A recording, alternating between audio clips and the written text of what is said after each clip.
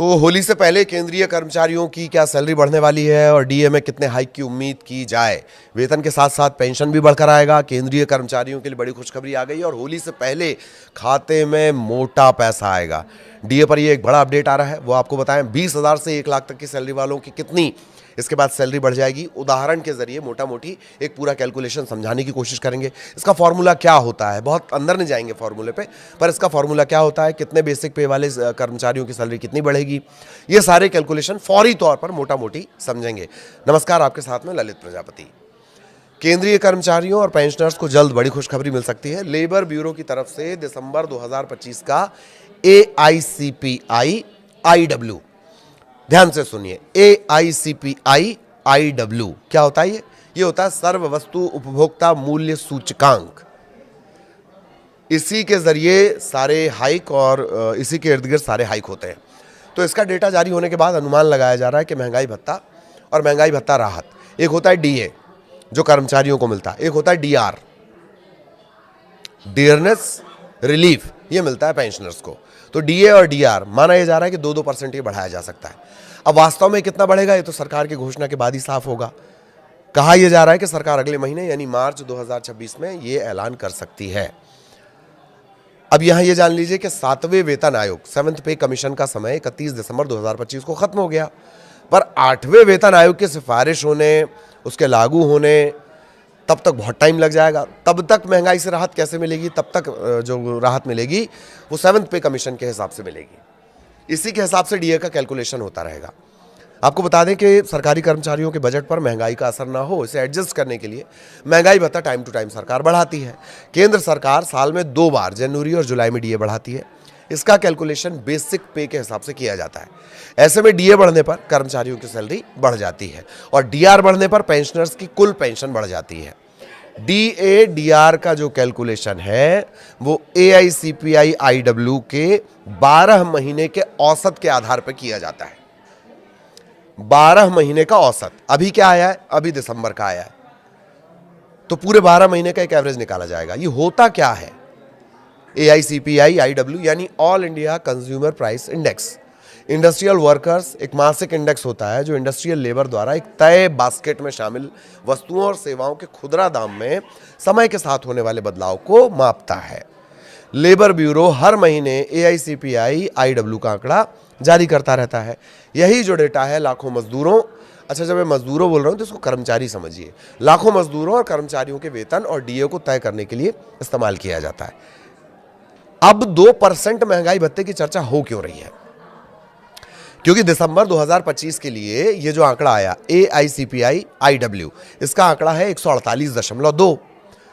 इससे 12 महीने का एवरेज जो निकाला जाएगा, अगर इसी आंकड़े का जो 12 महीने सूचकांक का जो 12 महीने का एवरेज निकलेगा वो होता है 145.54। अब कैलकुलेशन के मुताबिक डीए बनता है 60.33%। 60.33% बनता है, इसे राउंड फिगर में 60% माना जाए। अब मौजूदा डीए चूंकि 58% है, ऐसे में 60 - 58 यानी 2% आता है। यही बढ़ोतरी हो सकती है, ये बताया जा रहा है। कहा जा रहा है कि सरकार मार्च में इस बात का ऐलान कर सकती है। कहा यह भी जा रहा है कि होली से पहले ही डीए बढ़ाने का ऐलान हो सकता है। आपको बता दें कि केंद्र सरकार ने जून 2025 के AICPI IW आंकड़े के आधार पर डीए में 3% की बढ़ोतरी की थी। तब वो बढ़कर डीए जो था वो 55 से बढ़कर 58 हो गया था। सरकार ने ये बढ़ोतरी अक्टूबर 2025 में नोटिफाई की थी। जनवरी 2026 के लिए कैसे निकाला जाएगा भाई डीए, बढ़ा हुआ डीए? पहले दिसंबर 2025 के डीए का कैलकुलेशन समझ लीजिए। डीए का कैलकुलेशन इस फॉर्मूले से होता है, डीए इज इक्वल्स टू 12 महीने का AICPI का जो एवरेज है, सूचकांक का जो एवरेज है, ठीक है, इसके साथ 2001 का बेस उसमें इस्तेमाल होता है, ठीक, माइनस 261.42। इसको बटा करेंगे, गुणा करेंगे 261.42 गुणित 100, ठीक। ये बेस ईयर का फंडा है। पहले 2016 बेस ईयर के इंडेक्स को 2001 बेस ईयर में बदलना होगा। इसके लिए फैक्टर 2.88 का लगाया जाता है। 2.88 का ये फैक्टर 2016 वाले नए बेस को 2001 वाले पुराने बेस के बराबर करने के लिए निकाला गया है। ये थोड़ी जटिल चीज़ है, बहुत ज़्यादा समझने की जरूरत नहीं, लेकिन जानकारी होनी चाहिए। अब जनवरी के लिए डीए परसेंट जब निकाला जाएगा तो फॉर्मूले के आधार पर यह आएगा 60.33%। राउंड फिगर में माना जा रहा है कि 60% इसको माना जाएगा। फिलहाल फॉर्मूले की इतनी समझ रखिए क्योंकि ये थोड़ा सा जटिल है। इसमें बेस ईयर आएगा, बेस ईयर के बाद जो सूचकांक है वो आएगा, ठीक है। फिर 288.88 ये भी आएगा। आगे आपको उदाहरण भी बताएंगे। लेकिन क्या मार्च में डबल तोहफा मिल सकता है? ये एक बड़ा सवाल है। पहले इसका जवाब, प्रधानमंत्री नरेंद्र मोदी की अध्यक्षता वाली केंद्रीय कैबिनेट मार्च 2026 की शुरुआत में इस फैसले को मंजूरी दे सकती है। चूंकि ये बढ़ोतरी 1 जनवरी 2026 से लागू मानी जाएगी, इसलिए कर्मचारियों को सिर्फ बढ़ी हुई सैलरी नहीं मिलेगी बल्कि पिछले महीनों का पूरा एरियर मिलेगा। तो इसका मतलब ये है कि अगर मार्च में घोषणा होती है तो होली के आसपास आने वाली सैलरी में फरवरी महीने का बढ़ा हुआ वेतन और जनवरी का जो बकाया एरियर है वो जुड़कर आ सकता है। त्योहार के मौके पर एक मुश्त राशि मिलना किसी तोहफे से कम नहीं है। पेंशन भोगियों के लिए भी ये उतनी बड़ी राहत की खबर होगी क्योंकि उनकी महंगाई भत्ता कर्मचारियों का होगा, महंगाई राहत किसकी हो गई? पेंशनर्स की हो गई। उनमें भी इसी अनुपात में बढ़ोतरी होगी। मौजूदा बढ़ोतरी 7वें वेतन आयोग की सिफारिशों के तहत की जाएगी। अब तक 8वें वेतन आयोग के गठन या लागू होने को लेकर सरकार की तरफ से जो टाइम पे अपडेट दिए जाते हैं, औपचारिक हरी झंडी हालांकि इसे मिली नहीं है। तो ये डीए बढ़ोतरी 31 दिसंबर 2025 को 7वें वेतन आयोग के औपचारिक समापन के बाद पहली समीक्षा होगी। अब एक मोटा मोटी आपको उदाहरण बता देते हैं। सैलरी स्लैब से आप समझ सकते हैं 20,000 से 1 लाख तक की सैलरी वालों की कितनी सैलरी बढ़ेगी। मौजूदा समय में 58%, 2% का इजाफा तो बढ़कर कितना हो जाएगा? 60%। इसमें केंद्रीय कर्मचारियों की सैलरी भी बढ़ जाएगी। मौजूदा डीए 58 और अब 60%। डीए पर अलग अलग बेसिक सैलरी के हिसाब से एक मोटा मोटी बढ़ोतरी कैसी होगी इसे कैलकुलेशन से समझा जा सकता है। जिनकी बेसिक सैलरी है 20,000, 58% डीए पर इनका वेतन 31,600 और 60% वेतन पर इनका पहुंच जाएगा 32,000। तो मासिक बढ़ोतरी कितनी होती? 400 रुपये। बेसिक सैलरी अगर 30,000 है, 58% के हिसाब से 47,400, 60% के हिसाब से 48,000, मासिक बढ़ोतरी 600 रुपये।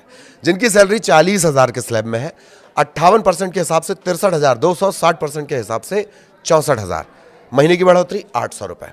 बेसिक सैलरी 50,000, 58% के हिसाब से 79,000, 60% के हिसाब से 80,000, मासिक बढ़ोतरी 1,000 रुपये की।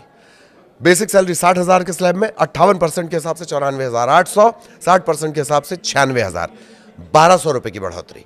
70,000 के हिसाब से देखा जाए, 58% 1,10,600, 60% 1,12,000, महीने की बढ़ोतरी 1,400 रुपये। और जिनकी बेसिक सैलरी 80,000, 58 के हिसाब से 1,26,400, 60% के हिसाब से 1,28,000 ये पहुंचेगी। तो 1,1600 की मोटा मोटी इसमें बढ़ोतरी होगी। इसी तरीके से भी आगे के स्लैब है उसको आप 58 के हिसाब से और 60 के हिसाब से कैलकुलेट कर सकते हैं। बट मोटा मोटी ये जो बढ़ोतरी है ये हम आपको एक बता रहे हैं कि ये 2% अगर इजाफा होता है तब होगी। ये ऐलान के बाद ही क्लियर होगा। कुल मिलाकर देखा जाए तो केंद्रीय कर्मचारियों की जो सैलरी है सालाना 4,800 रुपये से 24,000 तक की इसमें बढ़ोतरी होगी अलग अलग स्लैब के हिसाब से। हालांकि 1 लाख से जो बेसिक 1 लाख से ज़्यादा बेसिक जो कर्मचारी सैलरी पाते हैं उसकी और ज़्यादा बढ़ेगी, उसका कैलकुलेशन हमने आपको नहीं बताया। लेकिन डीए में कितनी बढ़ोतरी होगी इसे लेकर अभी केवल कयास और अनुमान ही लगाए जा रहे हैं।